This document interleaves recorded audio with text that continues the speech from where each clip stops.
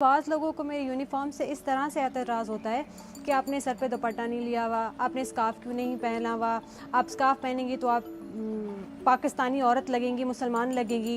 ये थोड़े बहुत एतराज़ होते हैं, लेकिन there is a part of society जो बहुत अप्रिशिएट भी करते हैं। मेरा नाम हिरा अली है और मैं कस्टम ऑफिसर हूँ। मेरा ताल्लुक़ सिंध के डिस्ट्रिक्ट मटियारी से है और मैं अपने ख़ानदान की, अपने डिस्ट्रिक्ट की पहली कस्टम ऑफिसर हूँ।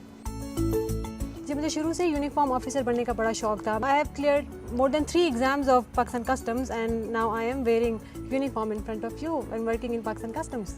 तो आपकी जिम्मेदारियां क्या क्या होती हैं?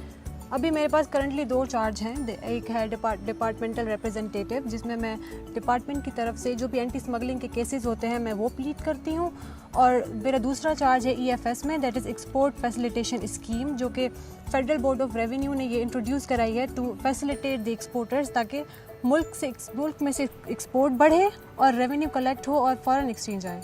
आप एक ऐसे पेशे में हैं जिसमें ऑफिस के अंदर भी और फील्ड में भी मर्द ही ज़्यादा नज़र आते हैं, कैसे डील करती हैं?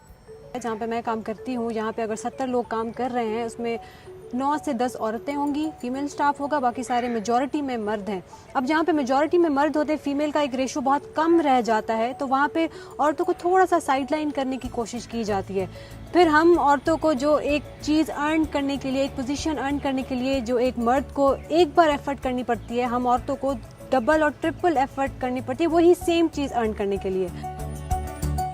या पहली दफ़ा जब फील्ड में आपने विजिट किया किसी मिल में, किसी फैक्ट्री में, कैसा एक्सपीरियंस रहा? अब जैसे मैं as a female officer visit पे आते हैं तो वो बस ये उनको ये लगता है हम बताएंगे और बस वो मान जाएंगी, लेकिन ये है कभी कोई डाउट है, किसी कंटेनर पे डाउट हो गया, किसी पैकेज पे डाउट हो गया, मैं कंटेनर्स पे भी चढ़ जाती हूँ कि ये खोलें, इसको चीज़ें दिखाएं, एक एक चीज़ ऊपर चढ़ गई, पूरी डीप चेकिंग की, तो वो ये सोचते हैं कि ये एक फीमेल होके वो कंटेनर पे चढ़ गई है और पूरी चीज़ें खोल के चेक कर रही हैं, तो ये थोड़ा सा उनको अनयूजुअल लगता है, लेकिन फिर वो एट द एंड वो फिर इस चीज़ को अप्रिशिएट भी कर रहे होते हैं। आपके पूरे करियर में, आपकी स्टडीज़ के दौरान आपको सबसे ज़्यादा किसकी सपोर्ट रही?